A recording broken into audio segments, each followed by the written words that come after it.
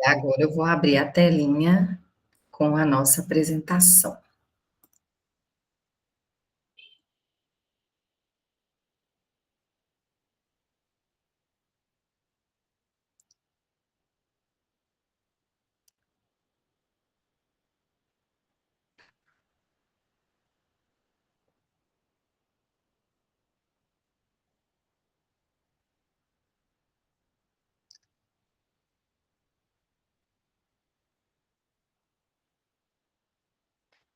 A tela já está aparecendo.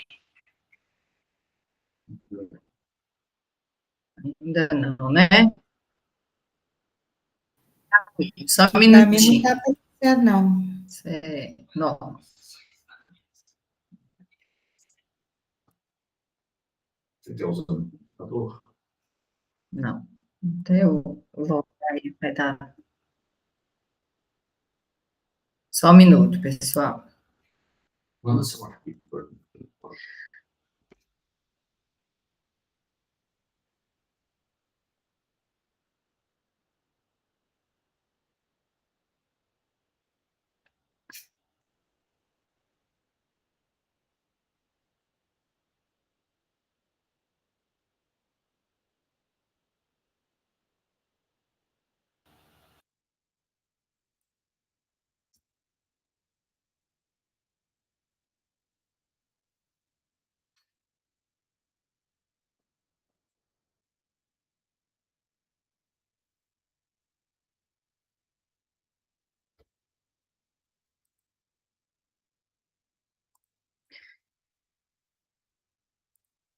Prontinho.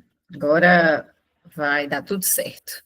Então, dando continuidade, né, pessoal? Nós estamos aí com o estudo do livro Céu e Inferno, que compõe o Pentateuco da Doutrina, né?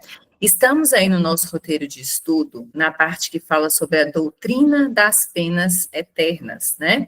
Que é uma discussão que a gente já vem fazendo há alguns dias a respeito do que é que se acreditava, né, por um determinado período da nossa história, né, da nossa cultura, que ela fez-se necessária para que depois a gente tivesse outros entendimentos, né?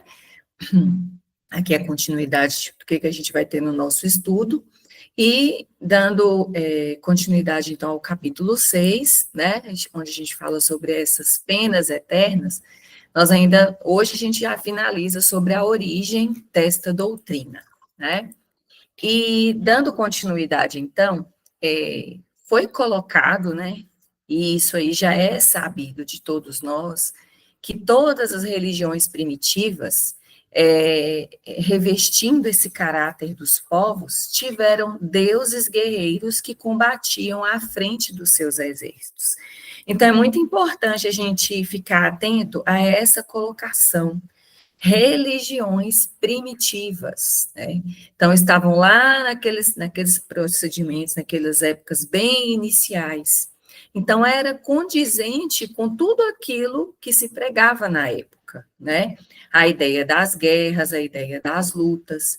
Então, essa representatividade dos deuses, né? Inclusive, era até importante que houvesse a bênção desses deuses para que esses exércitos tivessem êxito, né, lá dentro de suas batalhas. Então, o Jeová dos hebreus dessa época facultava-lhes 1000 modos de exterminar os inimigos e recompensava-os com a vitória ou punia-os com a derrota. Eu até me recordo uma época que professor de história, né, na época do cursinho, ela até explicava que nessa época era tudo assim, porque Deus quis assim, né? Então, tudo era remetido a tudo que acontecia a cada uma das pessoas, porque Deus quis daquela forma, né? Então, era como se a gente não tivesse, eram momentos de punição ou de recompensação, de acordo com aquilo, né, que os deuses diziam ou desejavam, né? Então, tal ideia a respeito de Deus levava a honrá-lo ou apaziguá-lo com sangue de animais ou de homens. E daí os sacrifícios sangrentos que representavam um papel tão saliente em todas as religiões da antiguidade. Então, a gente está falando aí de religiões primitivas, né? Então, a gente está falando aí de uma época onde só existia a brutalidade, né? Esses judeus tinham abolido, de certa forma, os sacrifícios humanos. Só um recorte antes, eu até coloquei essa imagem aí, e me fez recordar que já no tempo, né, onde a gente fala lá da história de Saulo, né, depois o apóstolo Paulo, até isso é retratado no filme, né, que fala sobre a história dele. Era uma época onde tudo aquilo, né, que vinha contra o que era pregado pela igreja, né, por Roma, né, que feria algum tipo trazer algum tipo de afronta, né, as pessoas eram queimadas vivas. É o que eles chamavam de tochas humanas, né, colocava as pessoas como se fossem tochas para iluminar o caminho, né, então isso já nessa época era dessa maneira. Então, os judeus, eles tinham abolido os sacrifícios humanos, né, e os ditos cristãos, apesar dos ensinamentos do Cristo, por muito tempo julgaram honrar o Criador, votando aos milhares as chamas e as torturas, aqueles que eles denominavam os hereges, né? Então, eram todos aqueles que, de certa forma, confrontavam aquilo que era dito pela religião. Então, a gente está falando aí o tempo inteiro de uma total desumanidade, né, nesse momento. Então, isso constituía, sobre outra forma, verdadeiros sacrifícios humanos, pois os que os promoviam para a maior glória de Deus e com acompanhamento de cerimônias religiosas, né? Então, aqui mais uma imagem que retrata o que é que eles faziam na época. Então, hoje, ainda invocam o Deus dos exércitos, né, antes do combate, glorificam-no após a vitória, e quantas vezes por causas injustas e anticristãs. Então, não está muito longe de todos nós, né, a gente observa aí essas guerras que acontecem, né, lá na região, né, onde nessa parte lá, né, Jerusalém, Israel, a própria Palestina.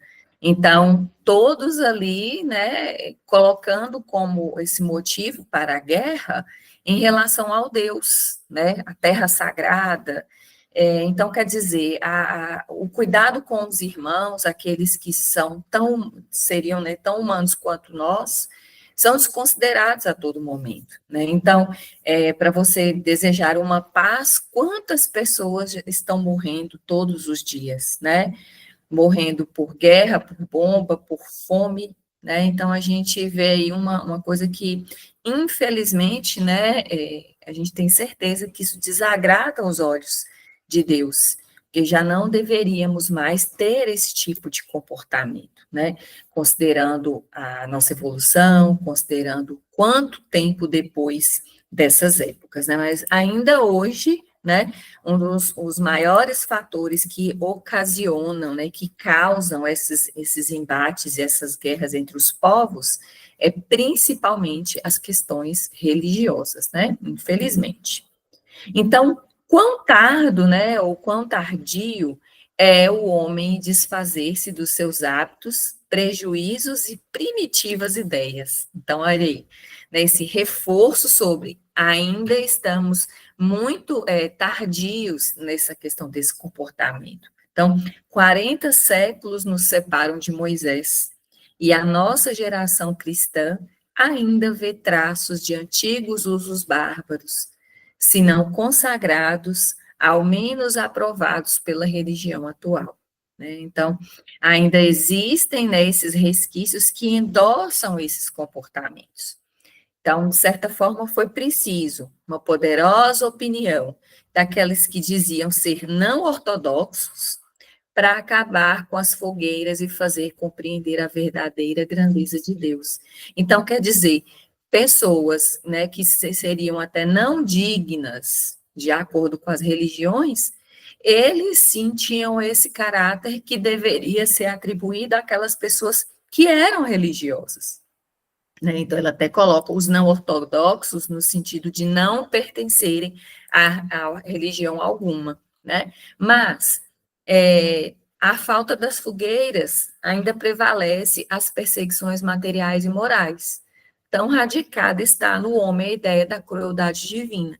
Então, mesmo que tenha diminuído, né, essa questão desse embate material em relação a queimar, né, a essa questão de sacrifício, as perseguições materiais e morais não cessaram, né? Elas ainda continuam. E tudo isso, de que maneira? Né? Nutridos por sentimentos que estão inculcados desde a infância, né? Aquilo que a gente falou. Culturalmente, nós fomos educados, né, ensinados, acostumados a essas questões. Então, poderá esse homem estranhar o Deus que lhe apresentam, lisonjeado por atos bárbaros, condene a eternas torturas e veja sem piedade o sofrimento dos culpados, né? Então, isso aí é até uma reflexão feita para nós mesmos, né? Como é que esse homem poderia estranhar se ele advém de uma cultura e de um ensinamento desta forma, né? Foi pregado para ele aquela ideia, igual a gente falou no início. Deus quis assim, né? Então, ele já está arraigado, enraizado nas suas origens, né? Esse tipo de colocação. Mas, sim, são filósofos ímpios, como querem até alguns, né? Que se hão escandalizado vendo o nome de Deus profanado por atos indignos dele. Então, quer dizer, surge uma classe, né? Uma revoada de novas pessoas, né, novos espíritos, novos estudiosos, que já não se conformam, né, em colocar a Deus esse tipo de ato, já que não condiz com a verdadeira imagem que precisamos ter dele, entender dele, né? Então, são esses que mostram aos homens, né, na plenitude de sua grandeza, e começa a separar, né, despojar, de tirar dessa figura Deus, essas paixões e baixezas que foram atribuídas por uma crença menos esclarecida. Então, é como se fosse esse descortinar, retirar esse véu, né, esse véu da ignorância, esse véu da falta de conhecimento, né, então, de você pintar uma imagem, colocar uma imagem desse Deus cruel, né, e punitivo, que não é essa imagem que é a imagem verdadeira dele, né? Então, em um tempo, surgem, então, essas pessoas que serão responsáveis por trazer esse esclarecimento, né? Então, nesse ponto, a religião, ela tem ganho em dignidade, o que muitas vezes perde em prestígio, porque se há homens devotados à forma, maior é o número dos sinceramente religiosos pelo sentimento e pelo coração, né? E ao lado destes, quantos não têm sido levados sem mais reflexão a negarem toda a providência, né? Então, é um reforço que a gente observa a todo momento e até um alerta para nós, que estamos buscando o entendimento, que estamos buscando o esclarecimento, né? Como que quando você amplia a sua consciência, né, que é muito parecido com o que a gente está fazendo aqui neste momento, a gente traz essa reflexão para os nossos atos, não é verdade? E aí você passa a ver que é inevitável você, às vezes, querer ignorar que a responsabilidade daquilo que nos acontece é nossa, né?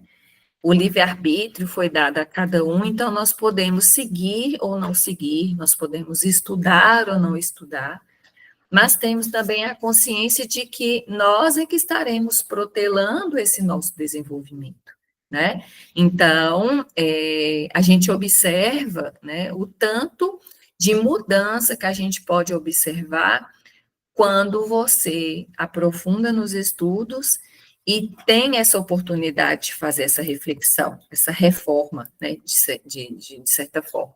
Então, o modo por que a religião tem estacionado, né, e isso aqui é muito importante que a gente observe, quando a gente vê aí modelos de radicalismos, quando a gente vê dentro das próprias, a gente tem que se lembrar, né, que a religião, ela foi criada pelo próprio homem, e o quanto que em determinados momentos ela demonstra essa ignorância, né, ela demonstra de certa forma, essa questão rasa sobre o entendimento de quem é o verdadeiro Cristo, o que ele se espera de nós. Então, a gente ainda observa nesses nossos tempos, né, infelizmente, as pessoas misturarem religião com a questão política, né, levarem em consideração coisas que não deveriam ser colocadas. Então, o modo por que a religião tem estacionado nesse antagonismo com os progressos da razão humana, sem saber conciliá-los com as crenças, degenerou em deísmo para uns, em ceticismo absoluto para outros, e sem esquecermos até mesmo o panteísmo, que é o quê? Que a gente viu lá no inicinho, lá no porvir e o nada, que é onde o homem faz-se Deus dele próprio, porque ele considera-se tão perfeito, né, que ele é o próprio Deus. Então, na falta de um mais perfeito, quem é que vai imperar? O próprio homem, né? Então, aí a gente esbarra um pouco, né, nessa falta de humanidade, nessa falta de bom senso, né, onde a gente pode observar alguns comportamentos na nossa atualidade. E eu peguei uma passagenzinha que tem lá no Evangelho de Mateus, que fala, pelo contrário disso que a gente está trazendo hoje. Sede vós, pois, perfeitos, como é perfeito o vosso Pai que está nos céus. E aí a gente vê, né, o tanto que nós ainda somos pequeninos, mas ainda temos uma pequena chance de mudança quando a gente né, tem a grata satisfação de sabermos que em cada um de nós tem uma centelha divina, né? Então, tem um pedacinho daquilo que a gente poderia se esboçar, que a gente poderia, né, se espelhar para sermos um pouco melhores, certo? Então, é muito interessante essa reflexão sobre a atitude de cada um de nós, né? E já que temos, né, essa também a grata satisfação de hoje estudarmos a doutrina dos espíritos, né? Que traz tanta lucidez, que traz para nós essa fé raciocinada, que a gente possa pesar bastante os nossos atos, né, a maneira como a gente se comporta com os demais em relação a tudo aquilo que a gente aprende aqui, né? E aí a gente avança um pouquinho agora sobre os argumentos a favor das penas eternas, né? Então a gente vê que deu-se uma continuidade, né, do porquê ela se originou e os argumentos a favor delas. E nós vamos fechar, e é bem interessante aqui essa colocação que a espiritualidade traz, né? Se a gente volta a esse dogma das penas eternas, olha o principal argumento invocado em seu favor. Lembrem-se que nós estamos falando daquele Deus cruel, aquele Deus das penas, né, do fogo, por tudo aquilo que você pratica de ruim. Então, é doutrina sancionada entre os homens que a gravidade da ofensa é proporcionada à qualidade daquele que é ofendido. O crime de lesa majestade, por exemplo, né, que acontecia naquela época, que é a mesma coisa de você cometer um atentado a uma pessoa de um soberano, né, um rei, alguém de alta classe, é considerado muito mais grave do que se esse mesmo mal for praticado em relação a um súdito qualquer, né? E pelo fato de você cometer isso a um soberano, é severamente punido. Então, agora eu pus esses grifos aí, sendo Deus muito mais que um soberano, pois ele é infinito, então deve ser infinita a ofensa a ele, como infinito o respectivo castigo, ou seja, por isso a ideia do castigo eterno, né? Então, analisando nesse viés, É como se fosse assim, seria totalmente compreensível esse dogma das penas eternas. Quer dizer, você cometeu, então, você lesou, de certa forma, o ser mais soberano de todos. Então, essa ofensa cometida a ele é como se, né, justificasse esse também castigo infinito, ou esse castigo eterno, né? E aí, ele traz uma refutação, né? Só para a gente constar que toda refutação é um raciocínio que deve ter seu ponto de partida, uma base sobre a qual se apoie premissas, né, para que você corrobore com esse assunto. Então, tomemos essas premissas aos próprios atributos de Deus, que coloca aqui o Deus, né, esse ser único, eterno, imutável, imaterial, onipotente, soberanamente justo e bom, infinito em todas as perfeições, né? Então, aí, a gente vai observar o quê, né? Se a gente analisar aquele primeiro slide que a gente fala do dogma das penas eternas, e ao mesmo tempo com os atributos colocados a Deus. Infinitamente bom. Então, como é que aquela pessoa, né, que seria responsável por determinar essas penas eternas, estaria condizente com esse ser infinitamente bom, né? Então, é impossível você conceber Deus de outra maneira, visto como sem a infinita perfeição. Poder-se-ia conceber outro ser que lhe fosse superior. Para que seja único acima de todos os seres, faça mister que ninguém possa excedê-lo ou sequer igualá-lo em qualquer coisa. Logo, é necessário que seja de todo infinito, né? Então, essa é que foram as bases determinadas, né, para trazer esse entendimento daquilo que colabora para a questão das penas eternas. Alguém gostaria de fazer algum comentário sobre o que a gente trouxe hoje? Podem ficar à vontade.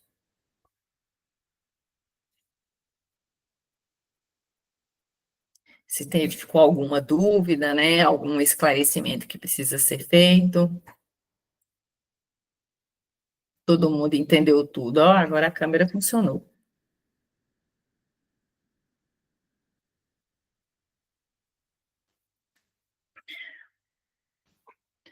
Nada para hoje? Então tá. Então,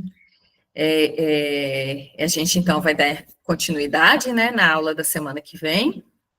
Lembrando, viu, pessoal, sempre que vocês quiserem, pode